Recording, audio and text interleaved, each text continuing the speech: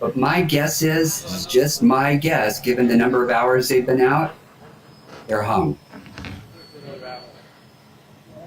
And hey, by the way, let's mark it right here, highlight it, look at it. That's what Philip Dubé said right when we logged on today at 4 p.m. Eastern. So if that's the case, you called it, Philip. Although, to be fair, we have had a lot of viewers on all day, and many of them have been asking a lot of questions about a deadlock, or what a hung jury would look like, or if there was a retrial. So it does seem that a lot of people are thinking, okay, this nearly 13 hours worth of deliberation, is it long? What does it mean? And by the way, we do have a poll that was up recently, and here's the question: do you believe Diddy will make a public statement after the verdict? Now, here's 47% of you replied his legal team will speak out for him. 24% say yes, immediately, like that. 17% say no, he'll stay silent. And 10% of you say yes, but within a few days. Adante, what are you thinking? No matter what the verdict is, if it's good for him, bad for him, or hey, if it's hung, what do you think is going to happen with Diddy? Will he speak out? If Diddy is acquitted of all charges, best believe he's coming out, he's speaking out, and he's going to have a lot to say about the fact that he's gone through this. He withstood what is obviously probably the most difficult, challenging period in his whole entire life. If he's convicted, you expect to hear from his legal team talking about what their next steps will be, that they intend to file an appeal, the fight isn't over, and so on and so forth. And Diddy's remarks will come after that. They'll probably deliver some remarks on his behalf, but he'll have some much more substantive remarks after he has some time to reflect and the emotion is kind of dissipated a little bit. So I think there's going to be remarks either way. But once again, if Diddy is acquitted, certainly I'm expecting him to come out and have a lot to say. I tend to agree with you in all of this. I mean, Diddy to me is a person who likes to control the narrative. So I understand logistically, or legally rather, why he didn't want to take the stand in his own defense. But I also kind of feel, and this is me just saying, I have a hunch that P. Diddy wanted to come out and say, okay, here's what really happened, here's what I'm thinking. And I think you're right, Adante, that if he has a verdict that's in his favor, yeah, of course he's going to come out and say, told you so. So I guess we'll wait and see. By the way, if you were just joining us, we're nearing 13 hours worth of deliberation, and we do have word that there was just a juror note. Still TBD what that note says, what it entails, what's going on. I can tell you, long crime reporter Elizabeth Milner is inside the courthouse now, so she should be up there in the courtroom to kind of hear firsthand what's going on. And as soon as we have that information, we're going to come to you with more. Meanwhile, send us more questions. A lot of you have been sending really great ones. Now, this one is from Libby22SC Girl. She says, do you know what the longest deliberations are in the country? Like, how long did they deliberate? And I'm going to once again give a shout out to Jordan, our producer, who looked this up for me. And she says, now the longest jury deliberation in a criminal trial on record is 4 months, which occurred in Oakland, California back in 2003. The jury deliberated in the case, right, of 3 police officers known as the Riders. So they were charged with civil rights violations. The jury acquitted the officers on 8 counts and then deadlocked on the remaining 27. And actually, this is my first time interviewing. Whoa, people are really upset about that lengthy deliberation. I know they're upset about 13 hours, but this other one over in Oakland was way too much. People are making noise about it. Now, this is my first time interviewing Adante, and before I said, you know, where are you from? And he said he's over there at San Francisco Bay, Oakland area. So I got to ask you, Adante, what do you make of this? Do you think that Diddy's deliberations could last that long? Not at all. I actually worked at, I do civil rights work and also criminal defense for a period of time. And that case with those police officers happened in the neighborhood I grew up in terms of what they were accused of doing. And that was a case that dominated in the San Francisco Bay Area. So I'm very familiar with that case.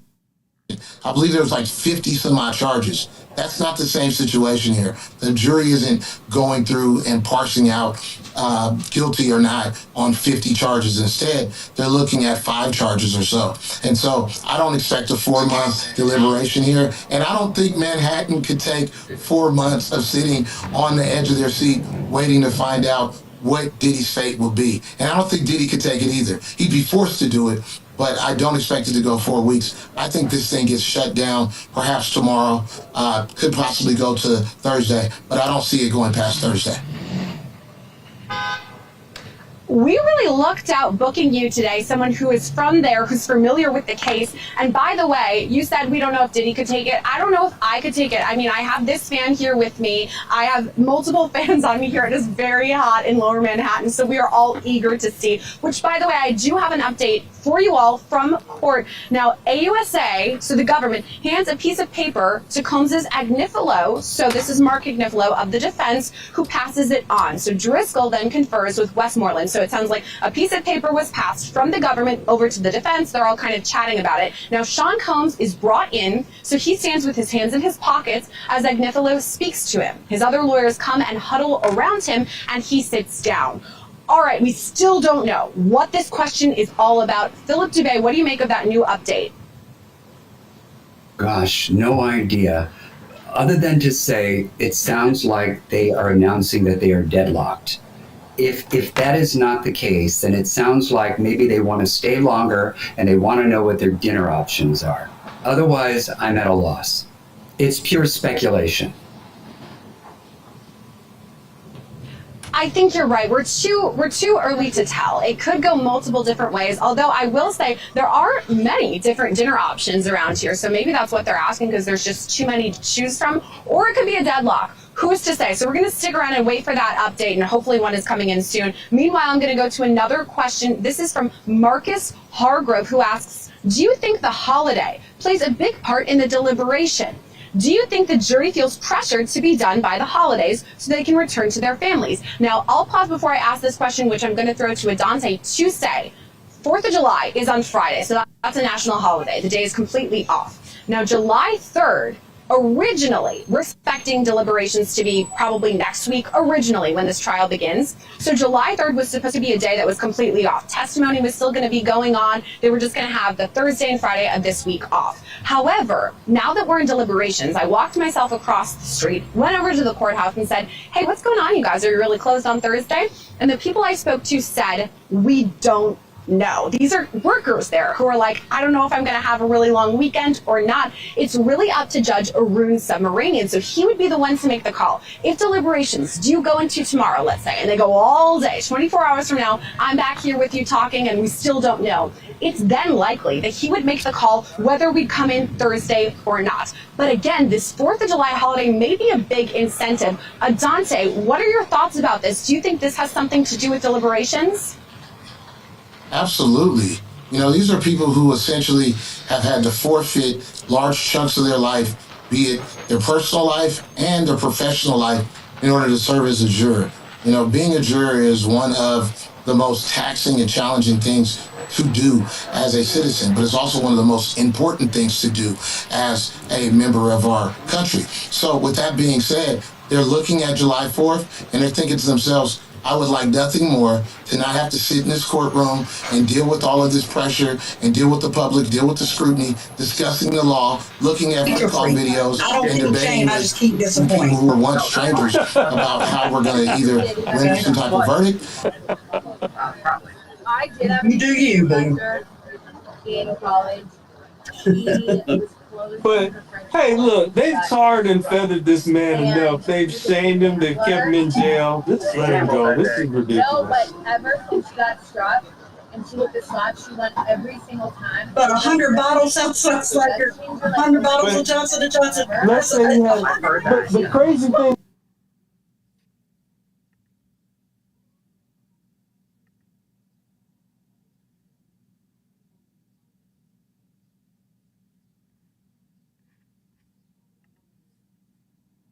Drama, and of course crime, make sure to subscribe. But since the P. Diddy trial has started, I have been covering it like crazy, I'm just going to say. So much so, oh, I got the siren to shut off. However, I could be screaming at times, like that siren, right? I was working these crazy long hours. I'm happy to do so. But what I'm saying is, after work, I wasn't able to meet up with any friends. However, I was able to discuss the case however much I wanted. The jury hasn't been able to do that. So I agree with you. I mean, now that they're finally able to do it during deliberations, they may just want to be done. And I do have an update from the courtroom, by the way. Sean Combs is sitting surrounded by his 8 lawyers who are talking. He's looking down.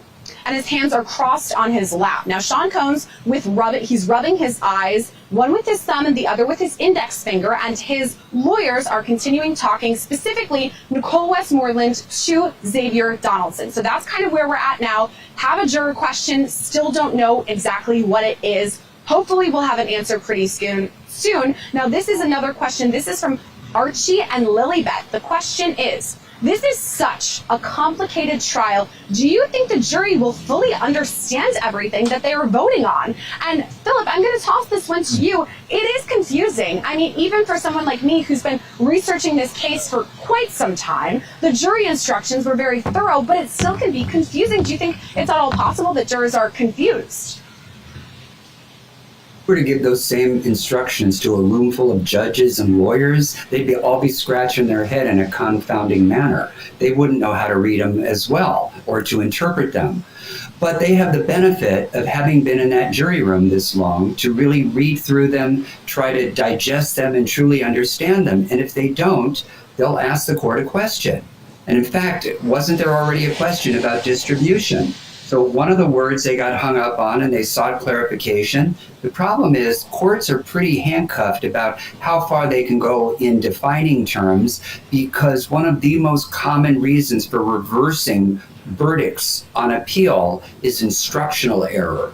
If you improperly instruct a jury on a point of law, and it could be something as simple as misdefining one word in the law, it's grounds for a whole new trial. So rather than, err, if you will, or err, as some people say, sometimes they leave the response sort of amorphous and just refer them to the jury instructions as already written. And sometimes that's what they got to do. They got to go back and read them. They try to read them in harmony with other ones. They try to discuss it, and then hopefully they can come up with a definition and then reasonably reach a verdict. But it sounds to me like that is precisely what's going on. And that is what we've seen, right? We've seen a couple of juror questions, specifically juror number 25, unable to follow directions. And the judge was very specific about the wording. To your point, Philip, this is very, very important, the wording that he is going to pass on to them. So he does such. They keep talking for hours and hours and hours. Then they come back asking about distribution of drugs. Now, this one was answered this morning. But again, basically the judge is like, take another look at those notes. We already instructed you. Look at those again. And it does seem that potentially that is helping, because that was this morning, and then it didn't seem like they had another question about that until we're talking about the transcripts. I do have another update from court, a small one. We still don't know the answer to the question, but we do have something. Mark Agnicola goes forward and returns and hands Sean Combs the piece of paper, and what does he do? He stares at it. So presumably Sean Combs right now is reading whatever this information is in the courthouse behind me. Hopefully soon we're going to have an update on what exactly this question is. In the meantime, I've got another question from one of our viewers. If you are just joining us, there is a juror question, and you can ask us your questions, so make sure to drop those down in the chat. This is a question from Josh Allen is my daddy. LOL, sorry for the name. Hey, it's not one of the, I'm not going to comment on the name. It's not bad. Now, the question is, do the jurors get free food, or do they have to pay for it? Now, this is a double one I have for Adante, because another question is, Snig Dirty TV says, how can I get a hold of Adante to be my attorney? So, number one, how can anyone get a hold of you, Adante? And number two, do these jurors have to pay for their food, or what? The food is on the court. It's on the public. It's on the taxpayer. So the court is going to supply the food. They always try to make sure it's something that people will generally eat. So it's nothing too exotic or too highbrow, usually sandwiches or something like that. Now, in terms of getting a hold of me, you can get a hold of me on social media using my name, Adante Pointer, ESQ, on Instagram, Facebook, and TikTok, or my website for my law firm, www.lawyers.ftp, Lawyers for the People. Now, in terms of, I'd like to, if I can, talk about that note, because I've been thinking about that and the way that it's being described. I'd imagine, and as I'm saying, it's a guess, I'm not in the courtroom, but given if PD is staring at it and his lawyers are rallying around him, it may be something from the jury saying, look, Your Honor, we've reached a decision on some of the charges, and we can't reach a decision on other charges. And now that's a confounding thing for the court, because now the court has to decide, okay, is this a mistrial? And the defendants have to ask, hey, judge, they can't do it, essentially throw all this thing out, or what instruction they're going to try to give to the jury. And Allen instruction, which essentially says, keep deliberating, you have to go forward, or is the judge going to bring in the jury and try to inquire a little bit more around where they're at? So I think that it's something that the attorneys are giving to P. Diddy, because they want him to understand that right now his life is hanging in the balance, and how they respond to this particular question it may be determinative of the outcome of this trial. This is my 2 cents in thought. Perhaps the fact that Sean Combs was staring at the piece of paper, just staring at it with no emotion, to your point, Adante, maybe that could be very telling about what is happening. And I'll tell you, I'm not an attorney, but I have worked at law and crime for about 4 years. And anytime there's a verdict, I just kind of get this tingle in my stomach, just kind of nervous, like, what's going to happen? Who's it going to be? I don't know. I just kind of get that. And as you were going through and talking about that answer right there, I got that again. So I don't know what that means, if anyone's superstitious or what they're thinking, but I don't know. We don't know what it could be. On to another one of our questions from a viewer, and this again goes to potential hung jury. Oh, excuse me, hold on. Before we get to all of that, I do have an update right now. We have received a note. This is the judge, Arun Submaranian. We have received a note at 4:05 p.m. today. It reads, we have reached a verdict on counts 2, 3, 4, and 5. We are unable to reach a verdict on count 1 as we have jurors on each side. How should we respond? Now, let me just say really quickly, Adante called it. Philip Dubé called it. Maybe I called it when I got butterflies in my stomach. This is a major update. I have to read it for you one last time. There is an update. Judge Arun Submaranian says that we have reached a verdict. The jury has reached a verdict on counts 2, 3, 4, and 5, unable to reach a verdict on count 1 as we have jurors on each side. How should we respond? Philip Dubé, I'm going to throw to you right away. What does that mean for count 1? Is that a hung jury? It means yes, absolutely. It means they are deadlocked. They're not unanimous. But under the federal rules of criminal procedure, the court can accept the partial verdict and make them resume deliberations on that outstanding count. And if they still are deadlocked, the court can give them what's called the dynamite charge and basically encourage them to listen to one another, go back, re-review the evidence, don't have fixed views about it, keep an open mind, yada, yada, yada. And if after that they cannot reach a verdict, the court can declare a mistrial on the hung count. And depending on the split, the U.S. Attorney's Office will decide if they will retry him on that count. My gut says that it is guilty on all those counts, and they're hung on the RICO charge. Whew, this is heavy. This potential verdict on 4 of the 5 counts. I do have another update before I go to Adante. This is Maureen Comey, Assistant U.S. Attorney. She says, we are preparing a modified Allen charge. Mark Agnifilo says, we propose you tell them to continue deliberating and that you not take the partial verdict. No modified Allen charge. Now, the judge says, would the defense request I bring the jury out to say that? Okay, ongoing. Agnifilo says, after conferring with Combs, he says, yes. So here's what the judge says. He says, okay, email me your proposals, each side. I'll wait. I could give a modified Allen charge, or at some point, I could tell them they could return a partial verdict. Email me, I'll wait. Okay, a lot to digest. Can you explain to me the Allen charge situation, Adante? Sure. The Allen charge is, as I mentioned before, that's an admonishment from the judge telling the jury to continue to deliberate, encouraging them to continue to engage in the process, and essentially putting more pressure on the jury to resolve the differences between them. However, as was mentioned by your other guest, if the jury comes back after going back in and deliberating more, and they say, hey, we just cannot resolve this final charge, then the judge will probably let them go and accept this verdict, i.e. The hung jury charge, declare a mistrial on that charge, and then accept the verdict on the remaining charges. And I agree. I think that if you really look at the questions the jury asked around what is distribution? Does it have to include so on and so forth, paying for it and doing things like that? And then they are then asked for the trial transcripts of particular witnesses, right? Then after those witnesses they received those transcripts, now we're getting this in from the jury, right? Saying, hey, we've resolved whatever issues and conflicts there were on some of these charges in the RICO charge, which to